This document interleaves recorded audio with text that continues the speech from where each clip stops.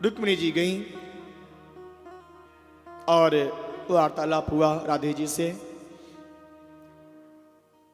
अंत में रुक्मिणी जी ने एक गिलास में गरम दूध, उबलता हुआ दूध जो बिल्कुल गरम था, वो दे दिया। श्यामा जो, राधे जो, ये आपके प्रभु श्याम सुंदर भगवान श्री कृष्ण ने आपके लिए भेजा है। जैसे श्यामा जी ने सुना, दोनों हाथों से ले लिया। अच्छा, हमारे प्रभु ने भेजा है मेरे लिए? हाँ। वह उबलता हुआ गरम दूध श्यामा जी ने एक घोट में ही पी लिया। रुक्मिणी जी चली गई। अब द्वारकाधीश के पास पहुंची। रात्रि में सेवा कर रही थी भगवान के चरणों की, तो क्या देख रही हैं? भगवान के चरणों में छाले पड़े हुए हैं। प्रभु, ये छाला कहां से पड़ गया आपको? आप कहीं गए थे क्या? भगवान ने कहा, रुक्मिणी, आज तुमने ठीक नहीं किया, आज तुमने अच्छा नहीं किया। क्या हुआ प्रभु? मेरे पैरों में छाले कहीं और से नहीं, बल्कि जो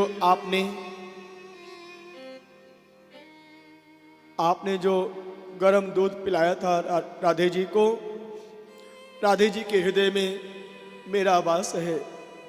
और जैसे ही वह गरम दूध श्यामा जी के मुंह से होते हुए, गले से होते हुए हृदय में प्रवेश किया, वैसे मेरे पैर, श्री श्यामा जी मेरे चरणारविंद का ध्यान करती हैं। श्री राधे जो हमेशा हमारे चरणों का ही ध्यान करती हैं, उनके हृदय में हमारे चरणारविंद हमेशा विराजमान रहते हैं।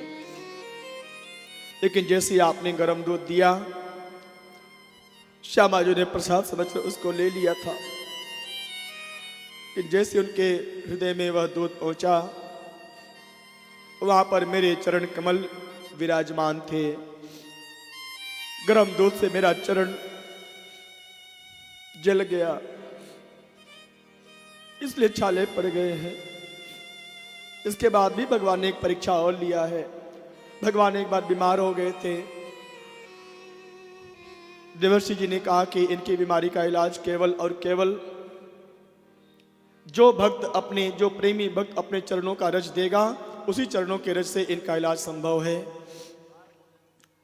रुक्मिणी जी ने 16,107 रानियों ने सबने मना कर दिया, नहीं नहीं, मैं तो इनकी अर्धांगिनी हूं, मैं कैसे दे सकती हूं अपने चरणों का रज? मुझे घनघोर नरक में जाना पड़ेगा। अंत में देवर्षि जैसे पहुंचे वृंदावन, यह बात सुनाया कि भगवान बहुत बीमार हो गए हैं। जो भी प्रेमी भक्त अपने चरणों की धूलि देगा, उसी से ही भगवान का इलाज संभव है। कहने की देरी थी, अगले क्षण देखते हैं देवर्षि कि एक बहुत बड़ी गट्ठर पोटली आ गई। अरे ये क्या है गोपियों? ये कुछ और नहीं है, आपने भी बताया था ना, चरणों का रज चाहिए। हम प्रेमी भक्त हैं भगवान के, और सारी असंख्य गोपियां अपने चरणों में, अपने पैरों में रज लगा लगा के और एक वस्त्र पर एक वस्त्र पोटली बना दी हैं, एक गट्ठर बना दी हैं। ये है गोपी, ये है गोपी भाव। हम दुखी हों ठीक है, लेकिन मेरा प्रीतम कभी दुखी ना हो। हमें भले ही नरक में जाना पड़े, मुझे स्वीकार है, लेकिन मेरे प्रभु को, मेरे स्वामी को कोई कष्ट ना हो। ये है गोपी भाव। और अब 100 वर्ष बीत गया। भगवान श्री कृष्ण ने 100 वर्ष पूर्व श्यामा जी से एक बात कहे थे, श्यामा जी मैं जा तो रहा हूं, लेकिन श्री राधे, श्यामा जी तुम्हारे आंख में कभी आंसू नहीं आना चाहिए। मैं बहुत लंबे समय तक के लिए जा रहा हूं, अपनी बंशी देकर जा रहा हूं। यह श्यामा जी, यदि आपके आंख से आंसू नीचे गिरेगा तो मुझे दुख होगा।